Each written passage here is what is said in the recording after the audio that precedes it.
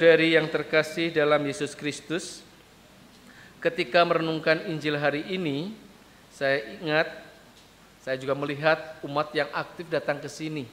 Misa jam 9 datang, ya, dari Jakarta, dari Cikampek, bahkan KOR dari Buah Batu, gitu ya.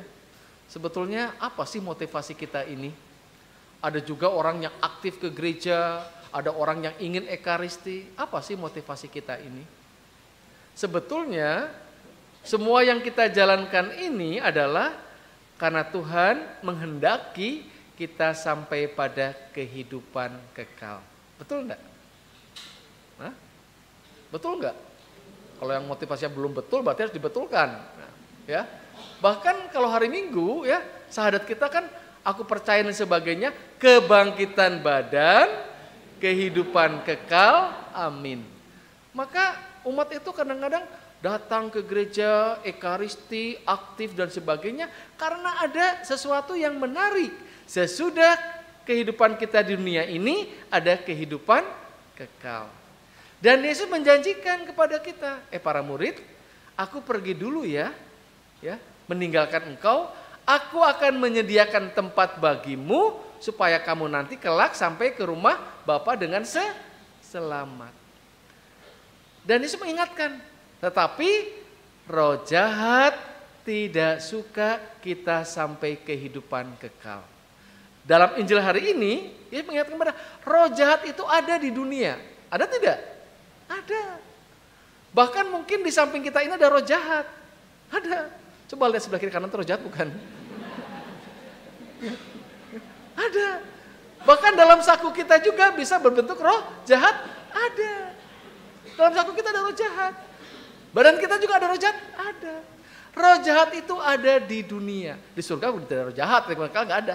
Roh jahat itu Tuhan ingin Injil hari ini. Roh jahat itu ada di dunia.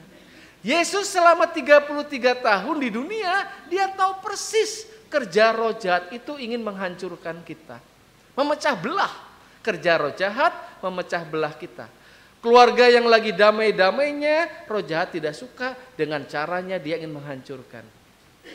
Anak yang lagi hebat-hebatnya dengan cara-cara tertentu, roh jahat ingin menghancurkan. Itu kerja roh jahat. Dan Yesus mengalami. Nah, maka Yesus katakan gitu ya, bahkan Yesus sendiri dituduh sebagai apa? Di sini dalam Injil ini dituduh sebagai apa? Beelzebul. Beelzebul itu apa? Kepala setan. Coba kepala setan tuh ya. Itu Yesus itu kepala setan, Beelzebul. Yesus sendiri tuduh. Bahkan ketika peristiwa dalam hari ini ya, ketika ada satu roh jahat, kita lewat ekaristi, lewat sakramen, lewat aktivitas, roh jahat itu pergi. Udah pergi dari kita ya, kita damai. Tapi hati-hati. Roh jahat itu tidak akan diam, dia pergi satu, akan datang berapa? 7. Tuh bayangin. Ya. Tapi Bapak Ibu tidak usah takut. Selama kita di dunia, kita rajin ekaristi, itu salah satu bentuk untuk melawan roh jahat. Tapi ekaristi yang macam apa? Ekaristi yang kita persiapkan secara batin kita. Kan ekaristi adalah mukjizat. Ya. Ketika kita menerima tubuh Kristus, kita katakan amin, ini adalah kekuatan bagi kita untuk mengusir roh jahat. Lewat apa lagi roh jahat itu diusir? Lewat sakramen-sakramen. Kan ada 7 sakramen ya. Lewat sakramen penguatan supaya kita menjadi dewasa dan iman, ya. Lewat sakramen tobat supaya kita juga bertobat betul. Nah, udah diberikan oleh Tuhan cara-cara mengusir roh jahat. Lewat sakramen-sakramen. Dan yang kedua untuk mengusir setan ini adalah lewat doa-doa pribadi. Bapak Ibu harus doa pribadi di rumah. Ya. Karena roh jahat itu pintarnya minta ampun. Ya, di sini Bunda Maria menginjak ular ya. Nah, Bunda Maria itu sama mengajak pada kita ya.